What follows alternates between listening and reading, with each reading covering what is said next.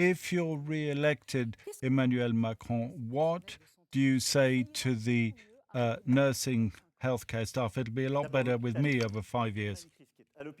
First of all, we have a crisis both in hospitals, but also because we have these so-called medical deserts, both in some parts of towns and in the very rural areas. In 2018, I introduced the end of the so-called flat rate in taxes, also put an end to the numerous clauses. It's kicking in far too slowly, but then we had the crisis, and I'm very grateful to our doctors and all the healthcare workers. And during the crisis, we decided to invest 19 billion euros into our hospitals, and also decided to invest in wages. We introduced wage hikes by 180 euros a month, and up to 400 euros at the end of a career. So we haven't quite finished. And I know how much we owe to these people. I know how difficult it is because there's a shortfall in doctors, and a shortfall in nurses, in nursing assistants.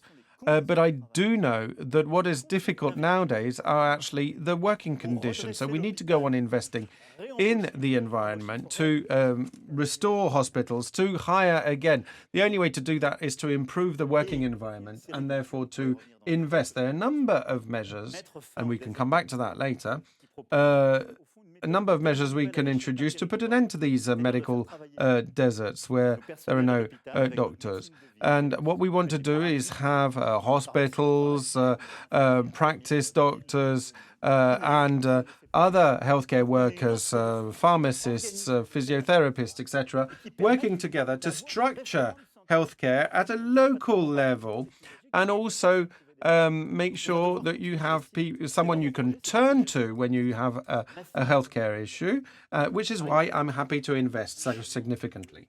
Faced with the collapse of the public healthcare system, if you're elected president in 2027, will hospitals be a lot better?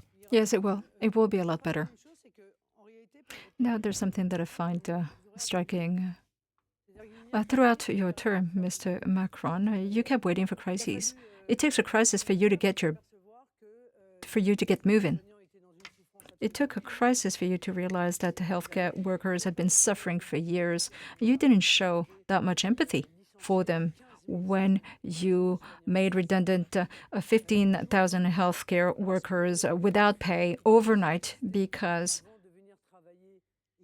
they refused to get tested before going to work. They refused to get vaccinated. You caused them to lose their jobs, and I don't think that was right. And I will give them back the wages that they lost because of you. So it took a crisis for you to start moving. Now, we were aware of the hospital system collapsing. You had been at the helm for 2-3 years already. You could have taken action. You failed to. Yes, nursing staff are understaffed. Medical deserts have been around for a long time. It's very hard to find physicians. 2018, madam. In any case. Yes. In any case, I do believe we need to invest 20 billion over 5 years, and this means 10 billion for increasing pay for personnel and also hiring new people, particularly in nursing homes, so we can avoid the tragedies that have come to light and also avoid the suffering of both healthcare workers and patients, because all of the nurses that I've met with, and I've met with dozens of them across the board, in mainland France and also in overseas territories, they complain that they don't have enough time to spend with each patient. They don't have enough resources. And they were blaming themselves. They said, we have so little time available that this boils down to abuse, the way that we treat our patients, but we can't do better. We have no time. So they need to get paid better. And we will use state coffers for that. And we will invest 10 billion into hospital equipment, MRI machines, and other types of equipment. And the sovereign fund will be instrumental in that. This will be a private fund, not a public fund.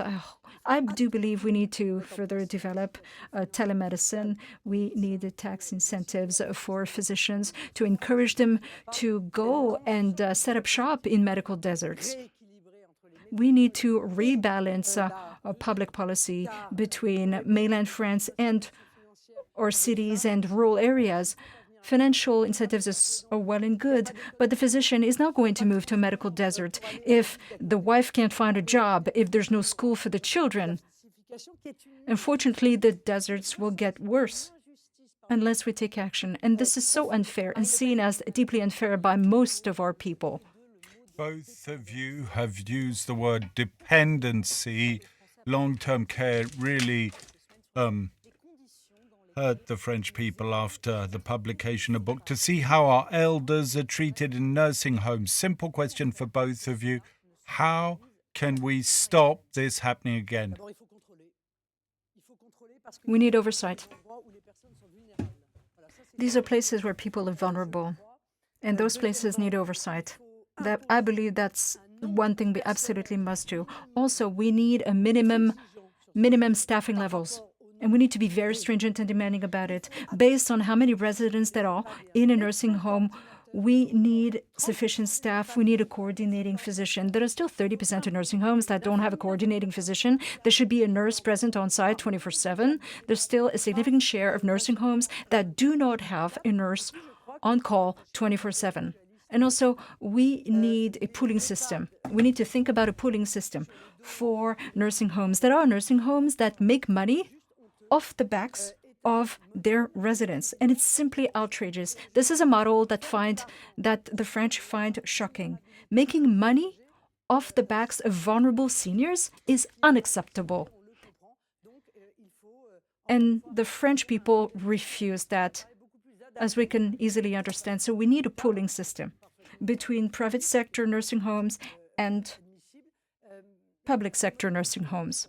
We need a pooling system, a mutual insurance system, so that families can be involved in management of those structures. What are you proposing to avoid this happening again in the nursing homes? Can I just add something specific? The numerous clauses reform was introduced in 2018 before the crisis of COVID.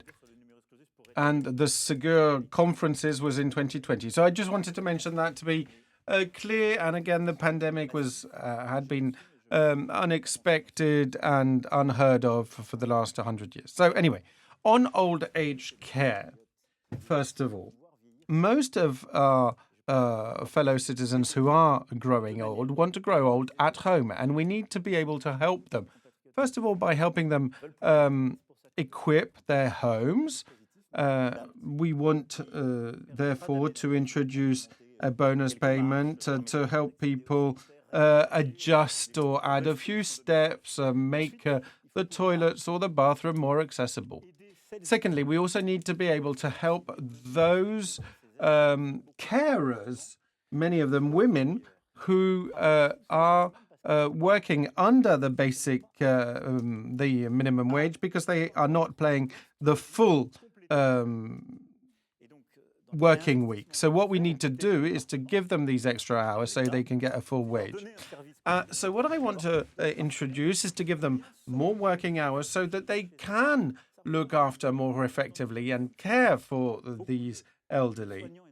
I too heard what you mentioned. Many of the carers and the healthcare workers feel guilty because they're telling us that they're not working as doing their job as they would want to, that they're abusing these people.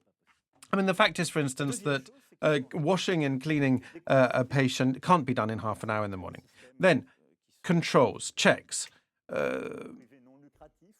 We have to have that. And I do agree that older people's homes have to be promoted and regulated, controlled. There are some mutual organizations, and these are good, but we have nothing against for-profit organizations. But we need to be able to create more jobs, which is why I'm suggesting 50,000 extra nursing and nursing assistant jobs.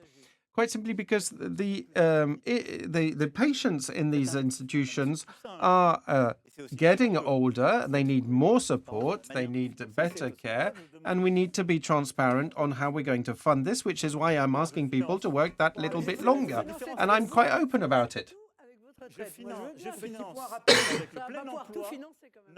I don't think it's possible to fund absolutely everything. Financing it on with full employment. And again, it's incremental increase, not 65 years.